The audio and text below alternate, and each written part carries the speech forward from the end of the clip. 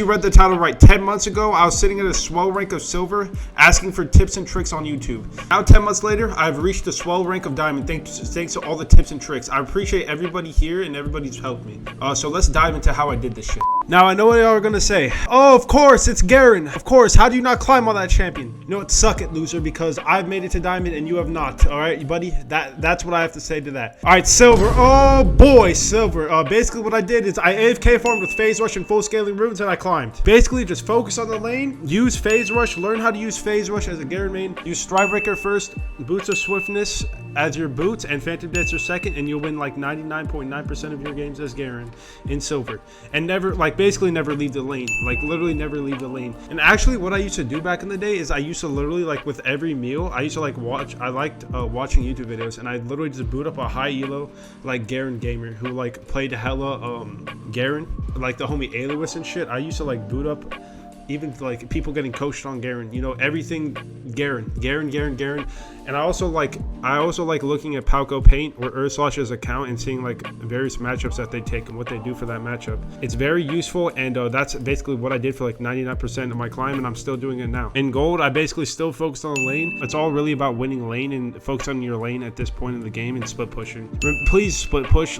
If you could ignore your teammates, if your teammates are fighting bot side and you could go top and the wave's already pushed in and you're in a good position to push, don't go out of your lane and just keep pushing that shit, you know what I'm saying? Just keep pushing, like the wide words of the magic koch, you know what I'm saying? Push. The shell has spoken! Matchup like for your, if you auto QE, phase rush out, do that every time your phase rush is up, drink up your passive, it's extremely broken. And if you just abuse that, you're gonna literally climb by abusing this trading pattern, in my opinion. It's very OP and reliable. In Platinum, it's really all about, again, mastering your lane. Proxying is very valuable in a matchup like KO or any ranged matchup. If you could set up for a proxy, somehow, it's very helpful for matchups like that. Also, it's very, you gotta know where the jungler is before you do this. If the jungler's starting bot and you like to proxy and you know they're starting bot, then it's very easy to get in a good position to win the game there. Because if you don't know, every time you proxy a wave and you reset, it's a good reset timer. It's also important to know when to reset as Garen. Reset timers are extremely important. If you could push in the lane and there's a canyon wave before that, it's 10 times a better reset. Reset timers, I feel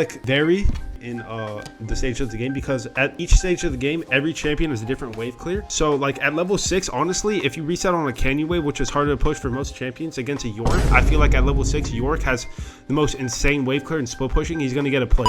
I've learned this the hard way. You gotta really just limit test your reset timers and see, oh, what can they push? What can they get out of this if I reset right now? It's a learning experience. If you could get a proxy, it's always a good reset in my opinion though, if you could get a proxy. Mainly focus on your early game, honestly, with Garen especially. Just mainly focus on your early game. Remember what Aloy says, the first 4 waves matter the most, you know what I'm saying? If one lane is winning on your team and you're winning lane as well, it should be completely winnable, honestly. Especially with Garen, because Garen could play 1 versus 3 if he's extremely fed, I've noticed. So it's quite OP. That's why he's good for climbing, chat. I'm gonna be honest.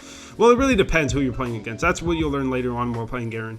And that's why we're going straight to Emerald. Emerald was my biggest learning curve and the most annoying elo to get out in my life. I literally had to bash my head against a wall until I learned Garen's limits and everything about Garen almost. Not everything about Garen, but everything about how to play the game fundamentally, you know what I'm saying? That is a point where if you want to climb out of Emerald, you got to learn how to play the game fundamentally. It's like a fundamental check, in my opinion. Obviously you could still get to diamond with shit fundamentals, you know what I'm saying? But if you have a good fundamental base, you're guaranteed diamond type shit. That's what I've learned. But yeah, but in Emerald was, oh my god, the terror of Emerald. Oh my lord, the terror. Oh, the terror, bro. But in Emerald, what I've learned is I literally go conquer. Every time I go conquer, I go conquer. Why? Because I've limit tested so much with Garen at this point. I'm not really afraid of dying. You gotta really come to that point where you're not afraid of dying or losing the matchup or getting flamed by your teammates. You just gotta learn the limits of Garen. With Conquer, every matchup where I could take Conquer, Aatrox, York, every matchup I could take Conquer in, I take Conquer. You know what I'm saying? All right, before I go on, you can literally just spam Conquer every game. Any Garen main that says you can't is lying, because Gaboon King is the #1 Korean Garen player. He spams the most aggressive setup. He spams Berserker Greaves and Conqueror. I think I'm making this shit up. He's the best Garen in Korea. I'm saying. You could absolutely, if you know how to pilot Garen and you want to play for high risk and high reward, you could literally, even against ranged top laners, you could cheese them and go behind the bush and try to cheese them. You could literally do this. Look, he picks this against ranged matchups. Like Jace, he picked Conqueror. Kennen, Conqueror. Just try spamming Conqueror, see how it goes for you, because it worked for Gaboon King. He's literally the best Garen in Korea, so he has 1,000 OP challenger in Korea, so Yeah, he's literally just art. Like, if you watch him play, like, he plays Garen like it's fucking art. It's beautiful. You know what I'm saying? It's beautiful. In Emerald, I also learned, my mind just clicked to this. I learned that what bot lanes I'm shit into and what mid lanes I'm also shit into. So if they have a Malzahar mid, I know that I'm automatically going to be shit into them. Especially if they build this AP Sterix and they build freaking Zhonya's, bro. Oh my shit.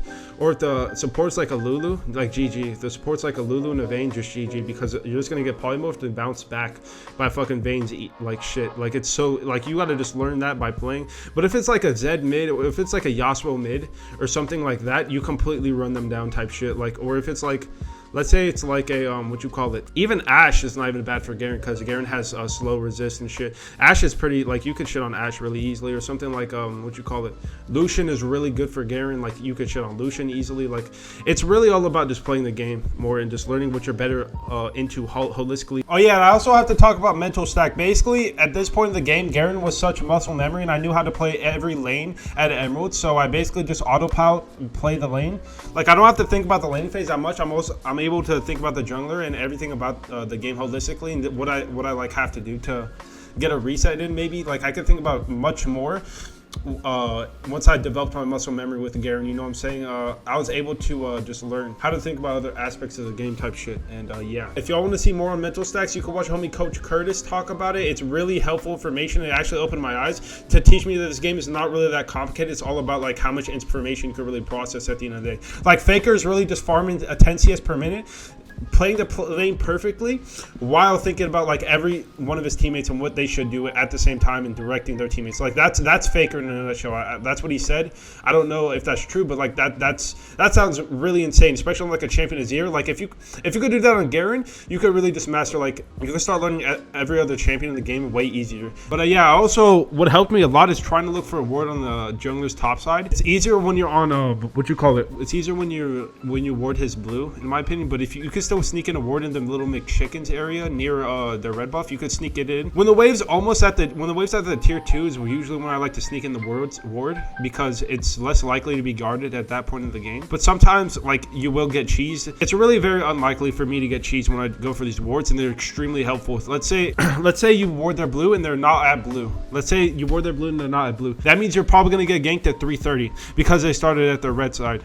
As long as the jungler's not getting invaded. If the jungler's getting invaded, then the time will be way different, but that's something to learn for another day, because I'm still not that advanced with my thinking. I'm gonna be honest. You don't need much brain cells to climb to diamond with Garen. I'm gonna be honest, chat. But yeah, that's how I sped around silver to diamond in 10 months, basically. So yeah. But yeah, now we're here at diamond. I'm gonna try to push for masters before GTA 6. If y'all want to see my journey, please join my Discord server. Follow my Twitch. You know, I'll be updating when I go live on my Discord. Please join my Discord. If you don't mind, join my Discord. No taco tonight. And hope y'all enjoyed. Yeah, let's see if we could get it before GTA 6. That would be pretty cool. I don't know if I can. I'm probably gonna one-trick Garen until Challenger. Like, if I can't reach Challenger without Garen, with Garen, there's no way I could reach Challenger with any other champion. So, like, I'm just gonna keep it pushing until Challenger, and then I'm probably gonna learn another champion by then. So yeah, I hope y'all enjoyed this video, and I'll see y'all later. Yeah, Challenger is the main goal. I said it's probably not gonna happen until 2050, but let's see how far we could go. You know what I'm saying? I'm not expecting it to happen, but I just feel no need to one-trick another or try another champion that I can't get Challenger on. You know what I'm saying? If I could get Challenger on Garen, that just proves I could get higher MMR and other champions. You know what I'm saying? If I put my mind to it and practice them. So yeah, I hope this was informative, and hope this made sense. And yeah, I'm gonna edit this, and yeah, shit.